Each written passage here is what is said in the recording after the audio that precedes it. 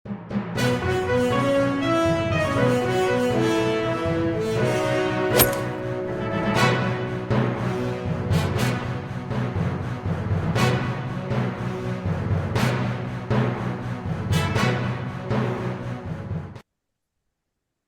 علیکم ورحمۃ اللہ وبرکاتہ۔ وعلیکم السلام ورحمۃ اللہ وعلیکم وبرکاتہ۔ السلام ورحمۃ اللہ وبرکاتہ۔ بسم اللہ الرحمن الرحیم، الحمد للہ رب العالمین، الصلاۃ والسلام علی سید الانبیاء والمرسلین وآلہ الطیبین الطاہرین، اما بعد۔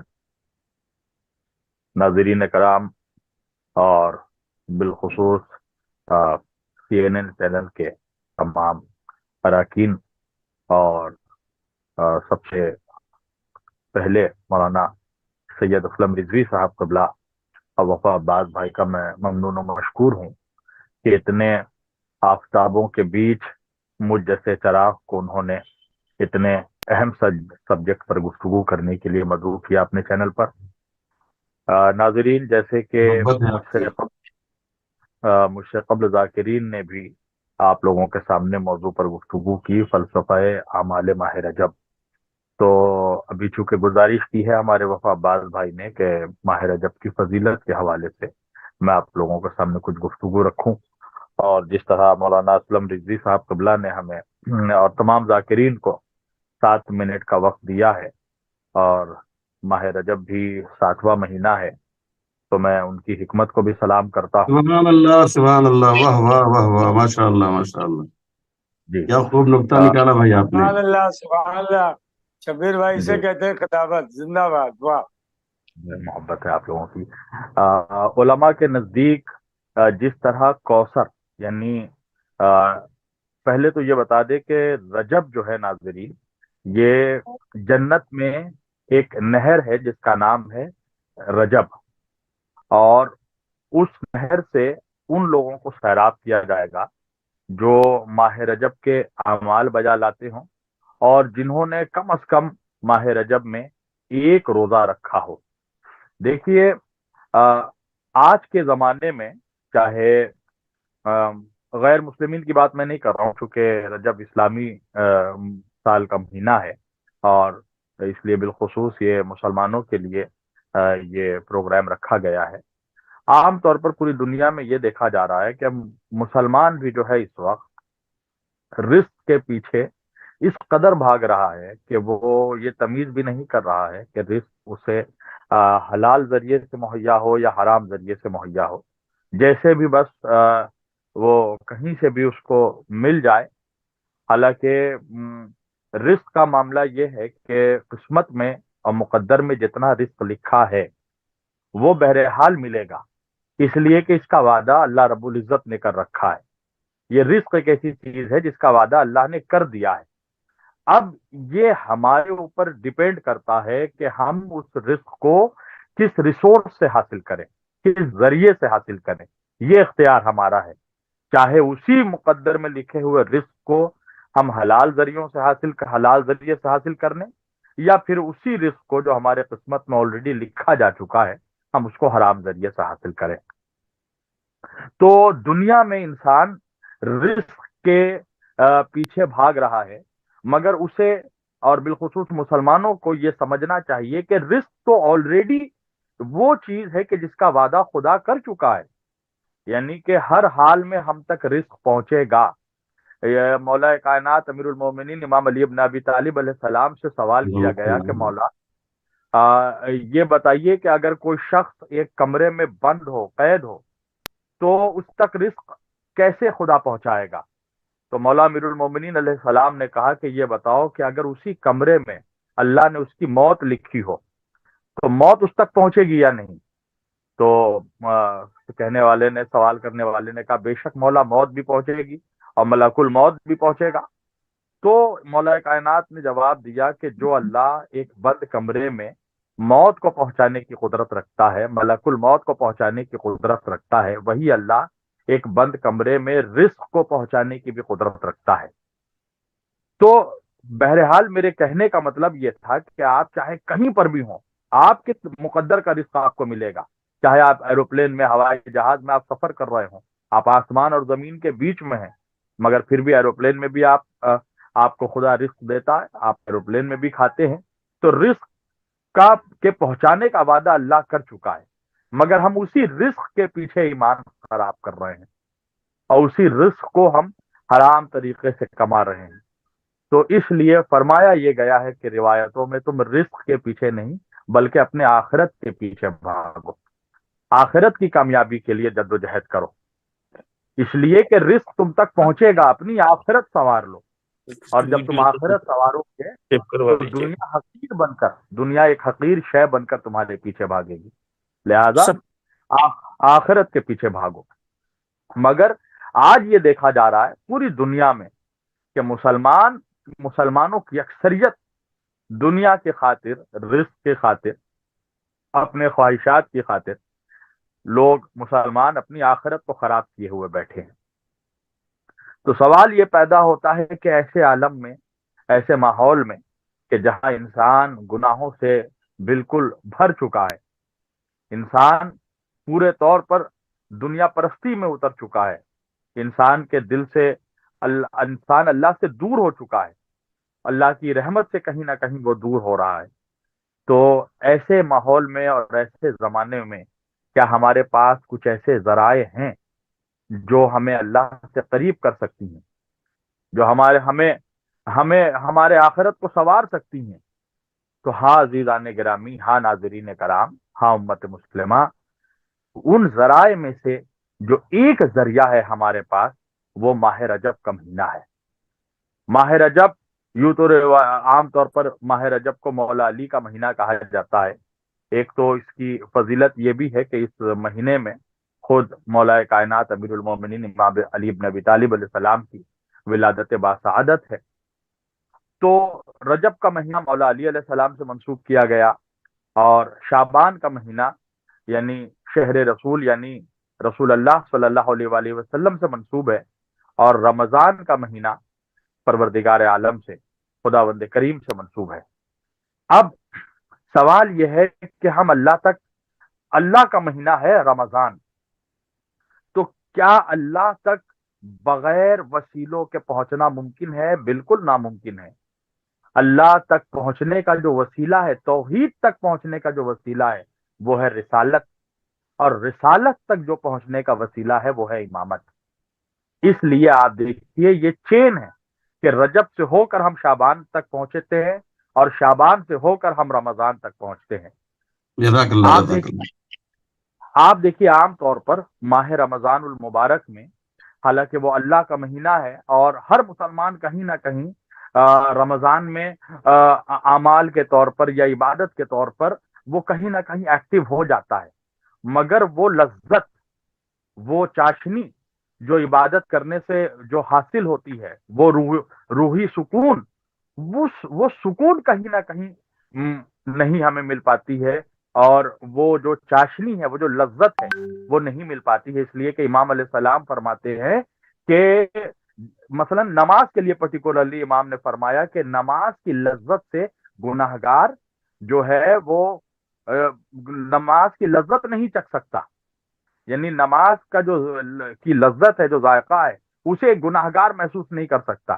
اس کا مطلب یہ ہے کہ ماہ رمضان میں بھی اگر ہم عبادتوں کی کثرت کر رہے ہیں، نمازیں ہم کثرت سے پڑھ رہے ہیں، روزے ہم کثرت سے رکھ رہے ہیں، قرآن مجید بھی پڑھ رہے ہیں، مگر ہمیں وہ لذت اگر نہیں مل رہی ہے، تو اس کا مطلب یہ ہے کہ ہم گناہوں سے ابھی تک پاک نہیں ہوئے ہیں، کہیں نہ کہیں اللہ اب تک ہم سے راضی نہیں ہوا ہے، ہماری مغفرت نہیں ہوئی ہے۔ تو اب ہمیں وہ لذت رمضان کے مہینے میں بالخصوص کیسے حاصل ہو، جو بہار قرآن کا مہینہ ہے، جو نماز کا مہینہ ہے، ہم کیسے اس لذت کو محسوس کریں؟ تو بس آپ یہ سمجھیے کہ ماہ رمضان کا مقدمہ ہے ماہ شعبان، اور ماہ شعبان کا مقدمہ ہے ماہ رجب میں ہم اگر چاہیں تو ہم اپنے اعمال کو اس طرح کر سکتے ہیں، ہم عبادت کی وہ لذت محسوس کرنے کے لیے اپنے آپ کو اس قابل بنا سکتے ہیں کہ جب اللہ کا مہینہ رمضان آئے تو پروردگار کے سامنے ہم کھڑے ہو سکیں۔ جس طرح مولا کائنات علیہ السلام نے فرمایا کہ جب نماز پڑھو تو اس حالت میں، اس کیفیت میں پڑھو، دو ہی کیفیت میں پڑھو۔ या तो ये समझो कि तुम अल्लाह को देख रहे हो, और या तो ये समझो कि अल्लाह तुम्हें देख रहा है। तो इस कैफियत तक पहुंचने के लिए ये माह रजब के माह रजब को माह रजब की खास फजीलत है कि वो हमें आमादा करती है कि हम शाबान में दाखिल हो सके, और शाबान के बाद हम रमजान में दाखिल हो चुके। मुझसे कबल जाकिरीन ने भी आपके सामने इसके फलसफे के हवाले से, फजीलत के हवाले से बहुत बातें कही। मैं इसके जो चंद फजीलतें हैं माह रजब की, वो मैं आप लोगों के गोशगुजार कर रहा हूं। माह रजब में इस्तिग़फ़ार की बहुत बड़ी फजीलत है। यानी कि अगर आप कहीं पर भी हैं, रास्ते में अगर चल रहे हैं या ड्राइव कर रहे हैं, तो आपकी जुबान पर हर वक्त अस्तगफिरुल्लाह रब्बी व अतूबु इलैह, कम अज कम ये अल्फाज आपके पास, आपके सामने होने चाहिए। रिवायतों में आया है कि पूरे कम अज कम 400 मरतबा एक बंदा मोमिन को चाहिए कि वो इस्तिग़फ़ार करे। और बेशक इस महीने में अल्लाह उसकी मग़फ़िरत कबूल करेगा। यह अल्लाह की रहमतों का महीना है। अल्लाह अपने बंदों पर रहम करने के लिए आमादा है इस महीने में। अब सवाल यह है कि हम खुद आमादा हैं कि नहीं, कि हम हमारे ऊपर अल्लाह की रहमत नाजिल हो।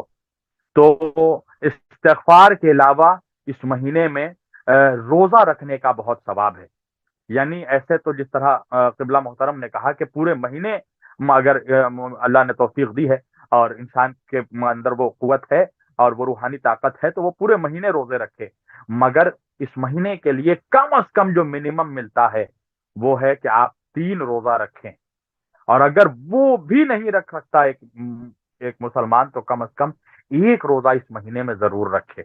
मैं आपको उन 3 रोजों की जो फजीलत है, जो सवाब है, उसके मुतालिक मैं मोमिनीन कराम के खिदमत में चंद रिवायात पेश करना चाहता हूं। पहले तो मैं एक रोजे की फजीलत आपको सुनाना चाहता हूं कि एक रोजा अगर माह रजब में कोई रखे तो उसका सवाब क्या है। तो एक रोजे के लिए रिवायत ये मिलती है, अभी मैंने मफातिहुल जिनान से कुछ रिवायतें मैंने जमा की हैं। तो एक रोजे की फजीलत यह है कि अल्लाह की खुशनुदी का सबब बनेगा एक रोजा। यानी आप देखिए कि अल्लाह को राजी करना वो कितना मेहरबान है।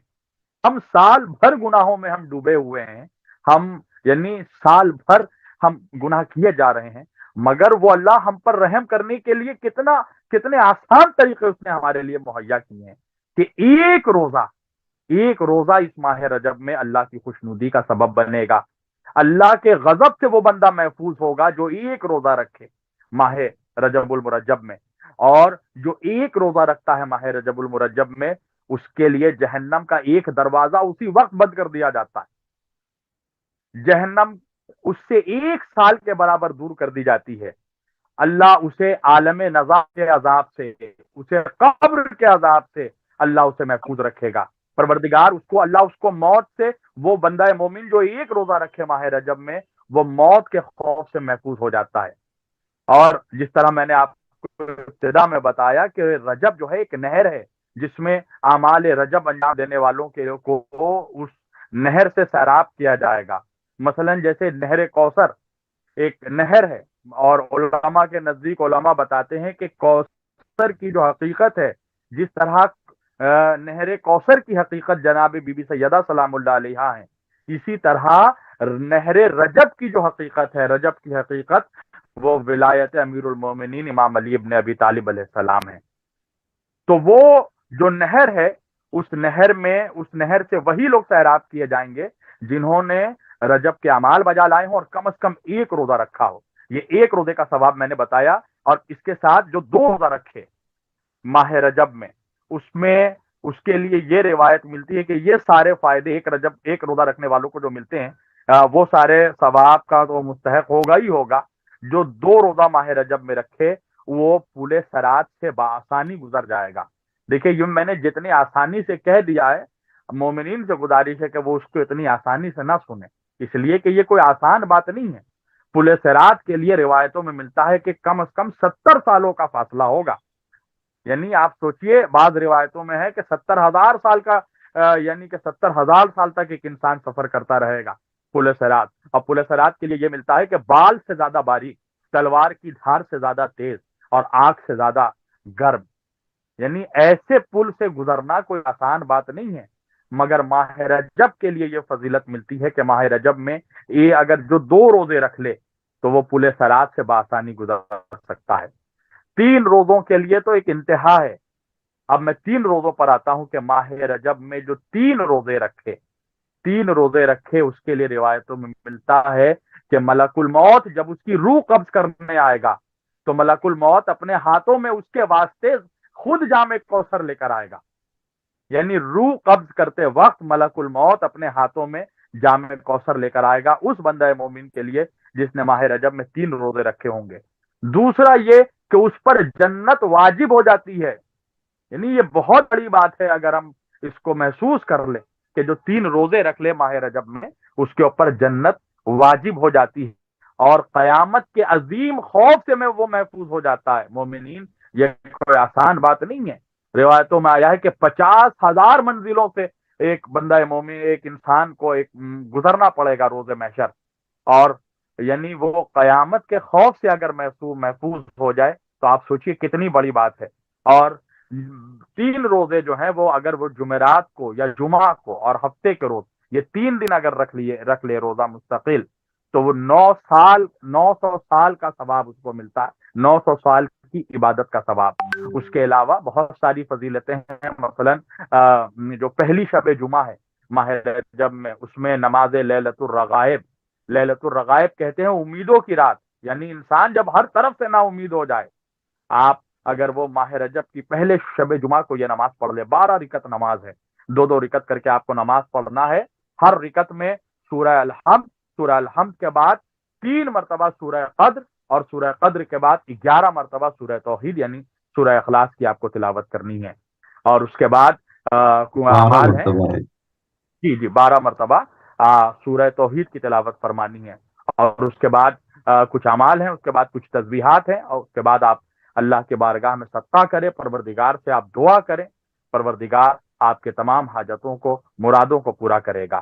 میں آخر میں 30 سیکنڈ کے لیے جو کنکلوڈ کرنا چاہتا ہوں، جیسے یہ ملتا ہے آئینہ رجبیون، کہ رجب والے کہاں ہیں، رجب والے کہاں ہیں، تو اس سے ایک تو اس سے آپ یہ بھی مراد لے سکتے ہیں جو علماء نے لیا کہ آئینہ رجبیون یعنی رجب والے کہاں ہیں، یعنی کہ وہ لوگ، وہ مومنین، وہ مومنات جنہوں نے اعمال بجا لائے ہوں ماہ رجب میں، اللہ کو راضی کیا ہو، ان کے لیے بھی آتا ہے۔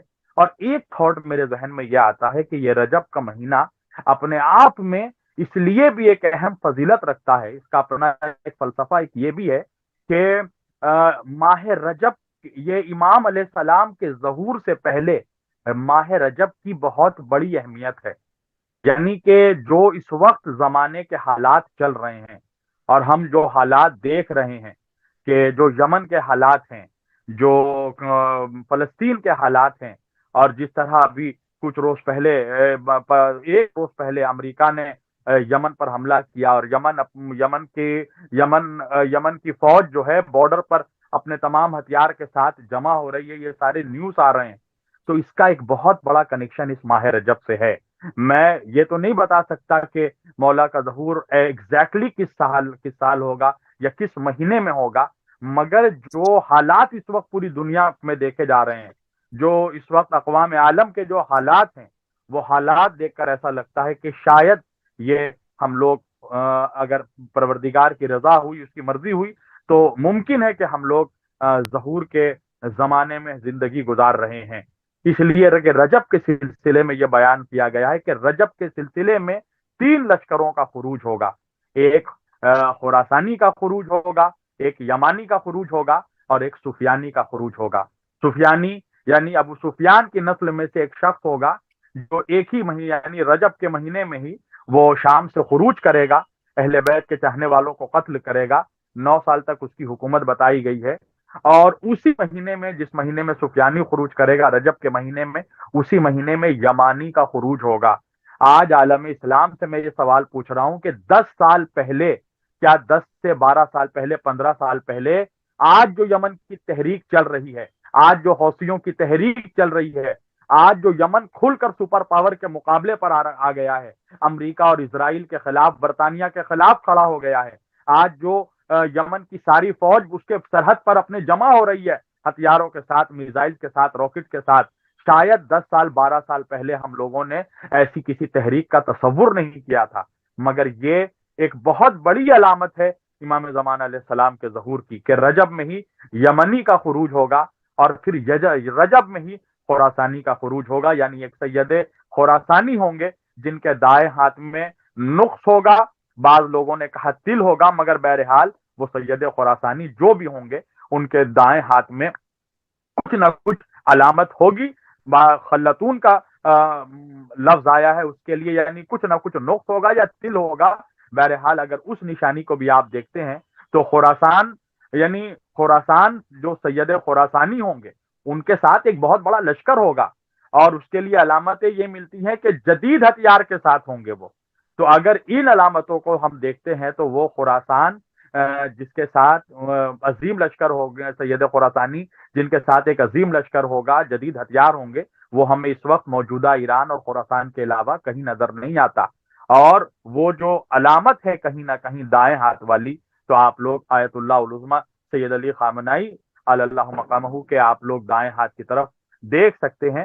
بہرحال میں کچھ کنفرم نہیں کہتا کہ یہ وہی ہے، مگر ممکن ہے کہ یہ ہو سکتا ہے، اور یہی ماہ رجب ہوگا جب تینوں لشکر کا خروج ہوگا، جو ہمیں امام علیہ السلام کے ظہور سے بہت قریب کر دے گا۔